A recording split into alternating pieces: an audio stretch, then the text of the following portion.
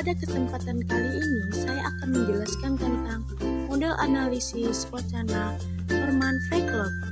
Berikut penjelasan dari analisis wacana menurut Norman Freiklok. Adapun konsep dasarnya berfokus pada cara bahasa berfungsi dalam konteks sosial dan kekuasaan. Menurut paradigma analisis wacana Norman Freiklok, didasarkan pada beberapa asumsi dan pendekatan dasar yang mencerminkan komitmen terhadap memahami hubungan antara bahasa, kekuasaan, dan masyarakat. Freiklok ini berusaha untuk mengungkapkan cara-cara di mana bahasa dan wacana digunakan untuk membentuk, mempertahankan, dan mengubah struktur kekuasaan dan ideologi dalam masyarakat. Pendekatan ini bertujuan untuk memberikan wawasan kritis tentang bagaimana wacana bekerja dan bagaimana ia dapat digunakan untuk mencapai tujuan sosial yang lebih adil dan setara. Selanjutnya, adapun elemen-elemen analisis wacana Norman Freiklok. Yang pertama itu analisis teks, yang kedua praktik diskursif, dan yang ketiga praktik sosial. Penjelasan dari analisis kritis. Yang pertama, ada kosakata. Kosakata itu memeriksa pilihan kata yang digunakan dalam teks, termasuk kata-kata kunci, sinonim, antonim, dan konotasi. Dan yang kedua, ada gramatika, menganalisis struktur kalimat, termasuk penggunaan tenses, modalitas, aspek, dan pola kalimat. Dan yang ketiga, kohesi, melihat bagaimana elemen-elemen teks saling berhubung, termasuk penggunaan kata penghubung, repetisi, dan substitusi.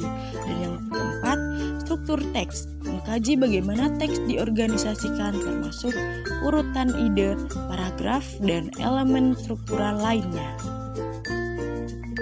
Selanjutnya, praktik diskursif. Yang pertama, produksi teks, menganalisis bagaimana teks diproduksi termasuk konteks produksi, tujuan penulis, dan proses kreatif. Dan yang kedua, distribusi teks, memahami bagaimana teks didistribusikan dan disebarkan termasuk media dan saluran distribusi.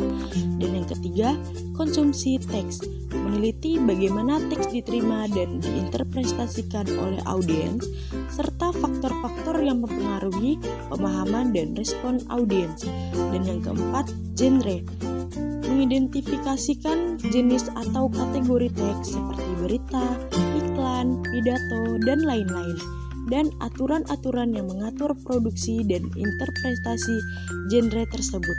Dan yang kelima, intertekstualitas, melihat bagaimana teks ini berhubungan dengan teks-teks lainnya, termasuk referensi, kutipan, dan pengaruh dari teks lainnya. Dan selanjutnya yaitu praktek sosial. Adapun praktek sosial yang pertama itu konteks sosial, memahami latar belakang sosial budaya dan historis di mana teks dan praktik diskursif berada. Dan yang kedua itu ideologi, meneliti bagaimana ideologi tertentu tercermin dalam teks dan praktik diskursif dan bagaimana ideologi ini mempengaruhi atau dipengaruhi oleh wacana. Dan yang ketiga itu kekuasaan, mengkaji tentang hubungan kekuasaan yang tercermin dalam teks dan praktik diskursif, termasuk bagaimana wacana digunakan untuk mempertahankan atau menantang kekuasaan. Dan yang keempat, praktik sosial, melihat bagaimana praktik diskursif terkait dengan praktik sosial yang lebih luas, termasuk institusi, norma, dan nilai-nilai sosial.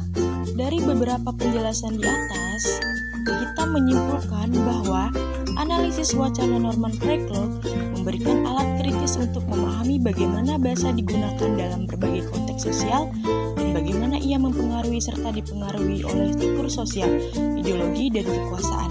Pendekatan ini bertujuan untuk mengungkap ketidaksetaraan sosial dan mempromosikan perubahan sosial melalui pemahaman yang lebih dalam tentang fungsi wacana.